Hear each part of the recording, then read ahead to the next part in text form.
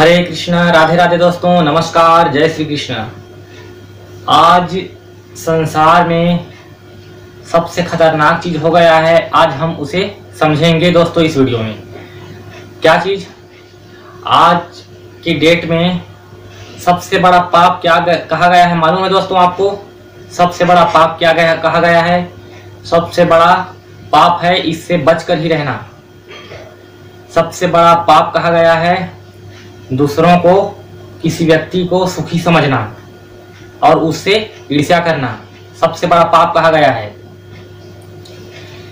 इस बुद्धि में हमेशा एक ही चीज बिठा लेना कि संसार में कोई सुखी नहीं है, ना ही कोई हो सकता है। संसार में कोई सुखी नहीं है। इस विषय पर, इस टॉपिक पर आज हम इस वीडियो में समझेंगे। इसमें दोस्तों संसार में कोई सुखी नहीं है, कोई सुखी नहीं है, कोई सुखी हो ही नहीं सकता और सबको कष्ट है, सबके जीवन में कष्ट है। इसे हमेशा याद रखो बुद्धि में, सबके जीवन में कष्ट है। कोई यहाँ किसी को भी सुख नहीं मिल सकता इस भौतिक जगत में। हम क्या समझते हैं? हमारे पास धन नहीं होता तो हम क्या समझते हैं? उसके पास धन है, वो 50,000 महीना कमा रहा है, वो 30,000 महीना कमा रहा है, वो 20,000 पैसा कमा रहा है और हमारी आय कम है, हमारी आय है 4,000 और वो 10,000 20,000 कमा रहा है। तो हम ये समझ लेते हैं कि उसे 40,000 50,000 मिल रहा है महीना, तो वो बड़े सुखी है। हम उससे मन में ईर्ष्या करते हैं। हम उससे, सबका यही हाल है, पूरे जगत में बस यही चल रहा है। वो उसको सुखी समझ रहा है, वो उसको सुखी समझ रहा है, वो उसको सुखी समझ रहा है। बस संसार में बस अपने को दुखी समझ रहा है और किसी सामने वाले व्यक्ति को सुखी समझ रहा है। हर व्यक्ति एक दूसरे को सुखी समझ रहा है दोस्तों, हर व्यक्ति एक दूसरे को सुखी समझ रहा है। एक बात बुद्धि में बिठा लेना हमेशा, नहीं तो बहुत बड़ा ये पाप है, नरक में जाना पड़ेगा आपको। किसी को हमें सुखी नहीं समझ रहा है, सबके जीवन में कष्ट है। क्या आप उसके जीवन में अंदर जाकर देखिए, उसके जीवन में भी कष्ट है। सबके जीवन में कष्ट है दोस्तों, सबके जीवन में कष्ट है, कोई सुखी नहीं है। जिसके पास धन है, वो उसका धन के कारण हम उससे ईर्ष्या करेंगे, ये सबसे बड़ा पाप कहा गया है। अगर किसी को हम मन में ये धारणा बना लेते हैं कि वो सुखी है, वो बहुत मजा कर रहा है, वो बहुत सुखी में है, अगर इसने मन ने अगर ये सोच लिया तो याद रखना नरक में जाना पड़ेगा। ये बहुत बड़ा पाप कहा गया है इसे। किसी को सुखी समझना सबसे बड़ा पाप है, या इसे हमें बुद्धि में हर पल बिठा कर रखना है। संसार में कोई सुखी नहीं है, सबके जीवन में कष्ट है। जितने संसार में जो सबसे बड़ा धनवान है, यानी नीरू अंबानी और मुकेश अंबानी, उसके जीवन में भी आप जाकर देखिए, उसके अंदर प्रवेश होकर देखिए, उसके अंदर अंतःकरण में प्रवेश होकर देखिए, उसके जीवन में भी कष्ट है। सबके जीवन में कष्ट है, कोई यहाँ सुखी नहीं हो सकता। मैं आपको एक चीज बता रहा हूं, जो भी जीव इस पंच महाभूत का जो शरीर पा लिया दोस्तों, पंच महाभूत का जो इसने शरीर पा लिया, यानी पृथ्वी, जल, वायु, अग्नि और आकाश, इस 5 प्रकार के जिसने शरीर पा लिया, समझो वो कष्ट में आ गया। उसे कष्ट ही कष्ट है। जिसने 5 तत्वों का शरीर पा लिया वो कष्ट ही कष्ट है, उसके जीवन में कष्ट ही कष्ट है, चारों तरफ कष्ट ही कष्ट है, सबके जीवन में कष्ट है। कोई इस जगत में एक प्राणी, एक जीव भी ऐसा नहीं है, एक प्राणी भी ऐसा नहीं है जो सुखी है। संसार में कोई भी प्राणी सुखी नहीं है। आप किसे कह सकते हैं कि ये सुखी है, वो सुखी है?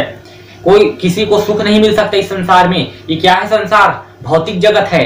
भौतिक जगत यानी माया जगत। माया जगत में कोई सुखी नहीं हो सकता। भगवान ने टेम्परेरी इसे माया बना दिया है। जैसे जादूगर क्या करता है? कागज को नोट बना देता है और हम समझते हैं कि ये वास्तविक का नोट है। ऐसे ही उस परमात्मा ने, जादूगर ने इस जगत को, इस माया को रच दिया। ऐसे ही टेम्परेरी जादू से अपना रच दिया और हमने इसे क्या समझ लिया कि वास्तविक का नोट है, सत्य जगत है। हमने समझ लिया कि यह सत्य है, जबकि ये झूठा है दोस्तों। ये पूरा झूठ है। जो कुछ भी हम देख रहे हैं, माँ बाप, पति पत्नी, भाई बंधु, बेटा बेटी, ये सब कुछ झूठ है। हमें इसलिए दिखाई नहीं देता क्योंकि हमारी बुद्धि में माया का पर्दा पड़ गया है, अज्ञान का। माया के पर्दा पड़ गया है अज्ञान का। अज्ञान को हटाने पर ही ये समझ आता है, ये दिखता है। जैसे कि रूम में जैसे कुछ भी है, जैसे रूम में सांप है तो रूम में जो सांप है तो क्या अंधेरा रहेगा कमरा? अंधेरा रहेगा कमरा तो क्या सांप दिखेगा? जैसे अंधेरा है कमरा, लाइन बंद है, सांप है अंदर कमरे में, तो अंधेरे कमरे में सांप दिखेगा कि नहीं दिखेगा? नहीं दिखेगा। क्यों नहीं दिखेगा? कमरे में अंधेरा है। इसलिए हमारे बुद्धि में अगर अज्ञान, अज्ञान मतलब होता है अंधेरा और ज्ञान मतलब होता है प्रकाश। जब इस बुद्धि में रहता है अज्ञान, तो हमें ये जो जगत है ये सत्य लगता है, सत्य लगता है। हमें इसका पता नहीं चल पाता अज्ञान के कारण। जैसे सांप पता नहीं चलता अज्ञान के कारण, अंधेरे के कारण, ऐसे ही अज्ञान के कारण ये जगत हमें पता नहीं चल पाता। अज्ञान को हटाओ दोस्तों, अज्ञान को हटाने पर ही पता चलता है। अज्ञान यानी तत्व ज्ञान, ब्रह्म ज्ञान। इस अज्ञान को हटाने पर ही समझ आता है कि ये जगत एक झूठा सपना है।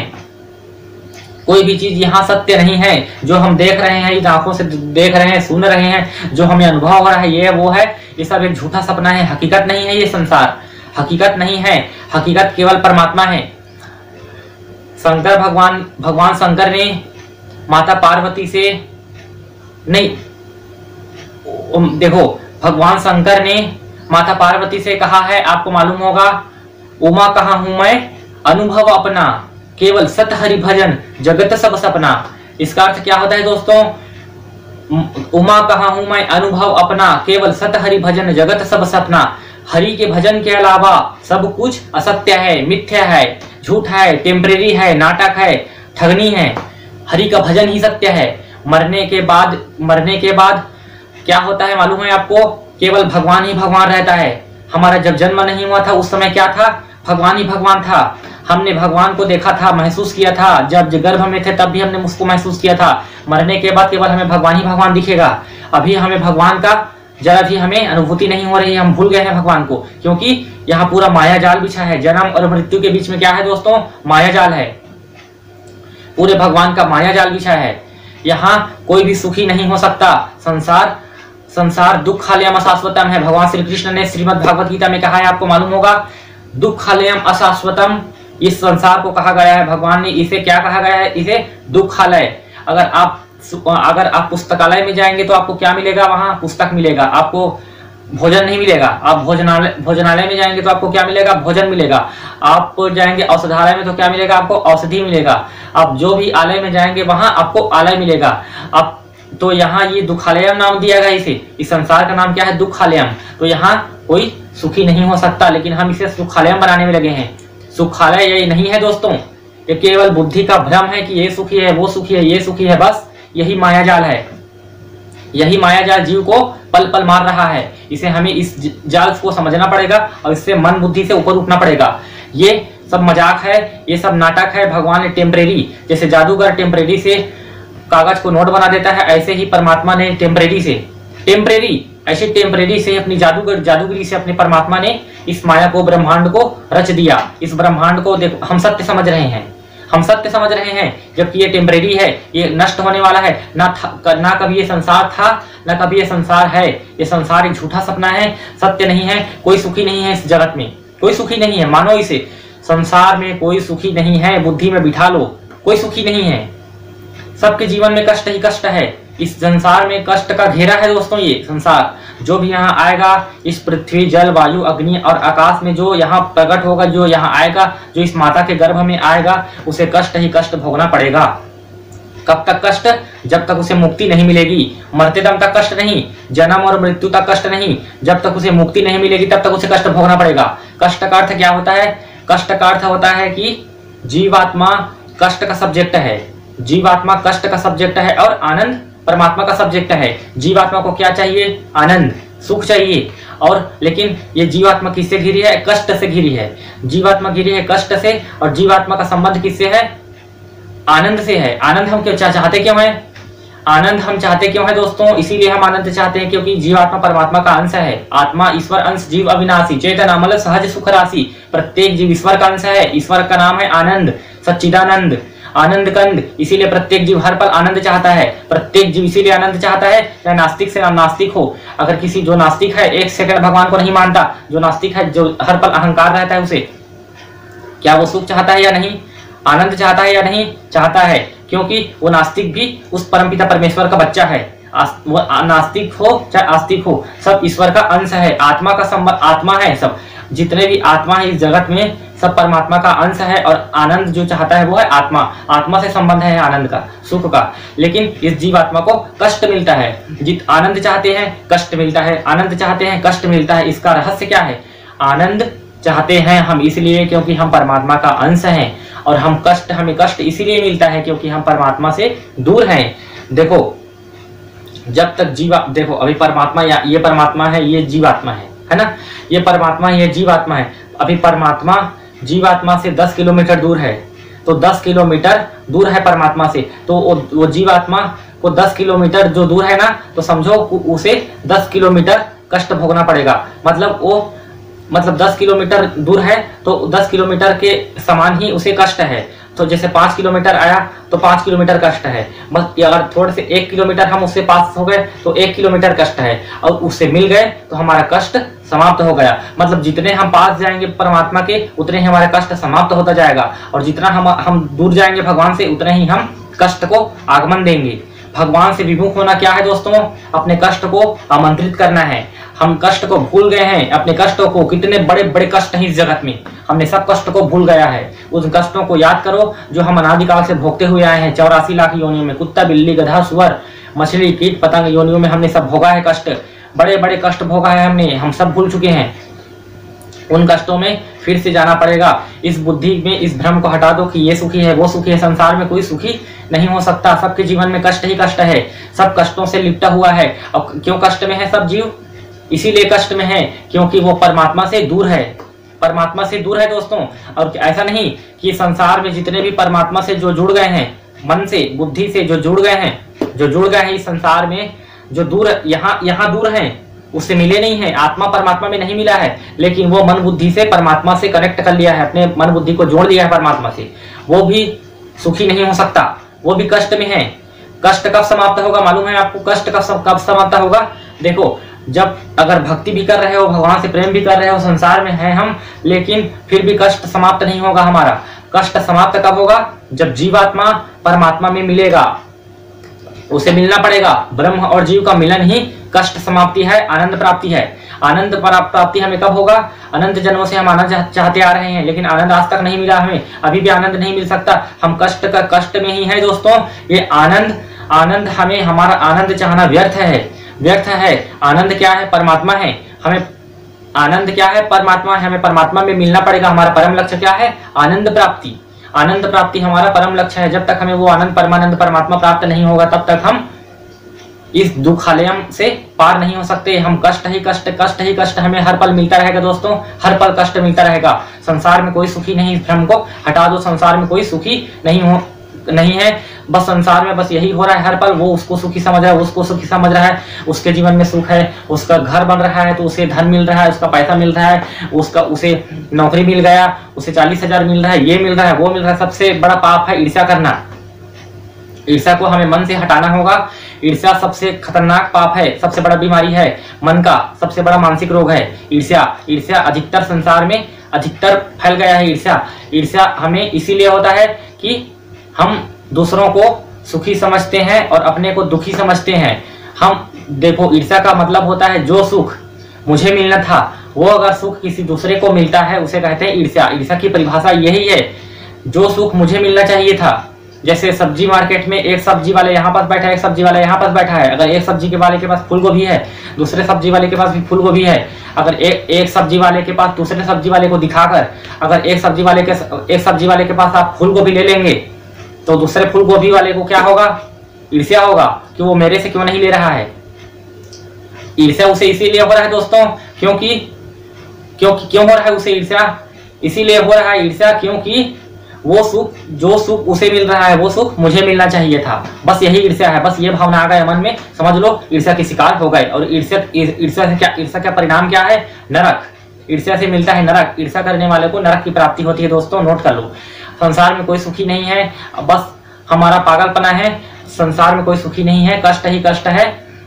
बस इसे हमें हर पल बिठा कर रखना है बुद्धि में। संसार में सबके जीवन में कष्ट है, कोई सुखी नहीं है और कोई सुखी हो भी नहीं सकता दोस्तों। संसार में जितने भी पंच महाभूत के शरीर पाया है उसको सबको कष्ट है, और जो जितने भी जीवात्मा परमात्मा से दूर है वो कष्ट में है, कोई सुखी नहीं है। हम इसे पर हर पल बुद्धि में बिठा कर रखना है। कोई अगर हमने बिठा लिया बुद्धि में तो हमारा ईर्ष्या क्या हो जाएगा, समाप्त हो जाएगा और सबसे प्रेम हो जाएगा। हमें सबसे प्रेम इसीलिए नहीं हो पाता क्योंकि हमें ईर्ष्या हमारे मन में 80%, 90%, 95% हमारे ईर्ष्या मन में भराया हुआ है। 90 किसी का ईर्ष्या 95 रहता है, किसी का 80 से ऊपर ईर्ष्या रखना सबसे खतरनाक चीज है। जितना ईर्ष्या समाप्त होगा उतना ही हमें सबसे प्रेम होगा। हमें सबसे प्रेम इसीलिए नहीं होता ईर्ष्या के कारण। ईर्ष्या को हमें त्यागना होगा और संसार में कोई सुखी नहीं है, इसे हमें हर पल दिमाग पर रखना है। संसार में कष्ट ही कष्ट है, कष्ट ही कष्ट है। दुख हालम अशाश्वत में जो आ जाता है उसे कष्ट भोगना पड़ता है। ये संसार कष्टों का समुद्र है दोस्तों, कष्टों का समुद्र है। इसमें यहाँ सुखी कोई नहीं हो सकता। जो हमें प्रतीत होता है, आभास होता है, जो सुख हमें, जो हम ललचा जाते हैं सुख के कारण, यहाँ सुख है वहां सुख है, वो केवल भ्रांति है, केवल भ्रांति है, माया है, ठगनी माया है। वो हमें ठग रही है, उससे हमें बचना पड़ेगा। माया हमें फंसा रही है कि यहाँ सुख है वहां सुख है। जो बेवकूफ है, जो मूर्ख है, जो पागल है, वो इस ठगनी माया के चक्कर में फंस जाता है। जो पागल होते हैं, मूर्ख होते हैं, जो अज्ञानी जन होते हैं, वो इस ठगनी माया के चपेट में आ जाते हैं। जो ज्ञानी जन होते हैं, जिसने समझ लिया है सत्य को, वो इस माया से निकल जाता है। अज्ञानी जन फंस जाते हैं, ज्ञानी जन निकल जाता है और आनंद परमानंद प्राप्ति कर लेता है। और जो अज्ञानी जन है वो इस माया में भटकता रहता है। उसके अज्ञान माया ने उसे नचा कर उसे मार रही है। और अज्ञान माया ने कह दिया कि इसमें सुख है, इसमें सुख है, तो हम वहां चले जाते हैं सुख ढूंढने के लिए। जैसे रसगुल्ला ने, हमारे जीभा ने कहा मुझे खिलाओ रसगुल्ला तो मैं सुखी होऊंगा, लेकिन रसगुल्ला खाने के बाद क्या हमें तृप्ति मिलती है? नहीं। ठग दी माया ने कि रसगुल्ला खाओ फिर मैं सुखी हो सकता हूँ, लेकिन रसगुल्ला खाने के बाद भी हम सुखी नहीं हुआ। क्यों नहीं हुए? क्योंकि रसगुल्ला में सुख नहीं है, तृप्ति नहीं है। ठगनी माया ने हमें ठग दी। इंद्रिय मन बुद्धि सुख का सब्जेक्ट नहीं है दोस्तों। सुख इंद्रिय मन बुद्धि का सब्जेक्ट नहीं है। आनंद इंद्रिय मन बुद्धि का सब्जेक्ट नहीं है। आनंद आत्मा का सब्जेक्ट है। आत्मा किसका सब्जेक्ट है? आत्मा का, इंद्रिय मन बुद्धि का नहीं है। मन से सोचने पर हम सुखी नहीं हो सकते, बुद्धि से डिसीजन लेने पर हम सुखी नहीं हो सकते। और हम इन आंखों से, इन रसना से हम जो नाश्ता करते हैं, जो अच्छे चीज ग्रहण करते हैं, खाते हैं, उससे हम सुखी नहीं हो सकते, क्योंकि ये शरीर नश्वर है, भस्म होने वाला। इंद्रिय मन बुद्धि माया के बना है, इसलिए यहाँ कोई सुखी नहीं हो सकता। आनंद आत्मा का विषय है और संसार में कोई सुखी नहीं है। जब तक वो परमात्मा से प्राप्त नहीं करेगा तब तो कोई भी जीव सुखी नहीं हो सकता। इस भ्रम को हटा दो कि वो सुखी है, ये सुखी है, वो सुखी है। संसार में कोई सुखी नहीं है। सबको कष्ट है, सबके जीवन में कष्ट है और सबको आनंद चाहिए, लेकिन उसे ये नहीं मालूम, उस जीव को ये नहीं मालूम कि मुझे मेरा आनंद कहाँ मिलेगा। वो भटक गया है माया में, उसे नहीं मालूम। अज्ञान के कारण अज्ञान ने उसे भटका दिया है। आनंद से अज्ञान ने भटका दिया है उसे। जब तक उसे ज्ञान की प्राप्ति नहीं होगी, ब्रह्म ज्ञान, परमानंद और आत्मज्ञान की प्राप्ति जब तक उस जीव को नहीं होगी, तब तक वो परमानंद प्राप्त नहीं कर सकता, उसका कष्ट नहीं जा सकता। जब तक अज्ञान रहेगा इस बुद्धि में, तब तक दुख रहेगा दोस्तों। कष्ट क्या है? अज्ञान ही कष्ट है। अज्ञान को हटाना ही सबसे बड़ा सुखी है। अज्ञान हटना ही सबसे बड़ा आनंद है दोस्तों। अज्ञान को हटाना ही सबसे बड़ा सुखी है। नोट कर लो, जब तक अज्ञान भरा रहेगा दिमाग में, तब तक कष्ट ही कष्ट रहेगा। अज्ञान ही दुख का कारण है। शास्त्र ने कहा है, वेद ने कहा है, अज्ञान ही दुख का कारण है। जब तक अज्ञान नहीं हटेगा तब तक कोई भी सुखी नहीं हो सकता। सबके बुद्धि में अज्ञान सवार है। इस जगत में पूरे जितने भी जगत में जितने भी प्राणी हैं, सबके बुद्धि में अज्ञान सवार है। अज्ञान माने खाना पीना, सोना और संतान उत्पन्न करना, बस इसी का ज्ञान है। इसको कहते हैं अज्ञान। और ज्ञान किसको कहते हैं? मैं कौन हूँ, परमात्मा कौन है, मैं आज अनादिकाल से क्यों भटक रहा हूँ, मेरा वास्तविक आनंद कहाँ है, आनंद क्या है, कहाँ मिलेगा, कैसे मिलेगा, वो आनंद कौन है, इस पर विचार करना, ये है ज्ञान। आनंद क्या है, मैं आनंद क्यों चाहता हूँ, कष्ट क्यों चाहता हूँ, मतलब रिसर्च करना, खोज करना कि मैं कौन हूँ, इसे जानने की जिज्ञासा करना, अभिलाषा करना, इस सत्य को जानने की अभिलाषा करना ही ज्ञान है दोस्तों। और ज्ञान की प्राप्ति होने पर ही परमानंद परमात्मा की प्राप्ति होती है। जब तक अज्ञान नहीं जाता तब तक भगवान नहीं मिलता, मोक्ष नहीं मिलता। अज्ञान को हटाने पर ही मोक्ष मिलता है जीव को। इसे हमें याद रखना पड़ेगा दोस्तों। जय श्री कृष्ण, राधे राधे, हरे कृष्ण कृष्ण कृष्ण हरे हरे, हरे राम राम राम हरे हरे। श्री राधे श्री राधे श्री राधे।